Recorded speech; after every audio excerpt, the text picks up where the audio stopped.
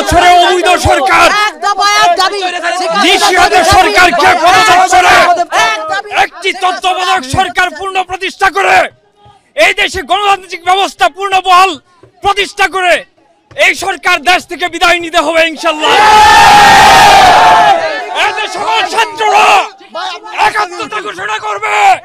যতক্ষণ পর্যন্ত আমাদের দাবি আদায় না হবে ততক্ষণ পর্যন্ত আমরা মাঠ ছাড়ব না ইনশাআল্লাহ। দফা 1 দাবি 1 শেখ হাসিনার পদত্যাগ। দফা 1 দাবি 1 শেখ হাসিনার পদত্যাগ। আমরা সরকার মানি না।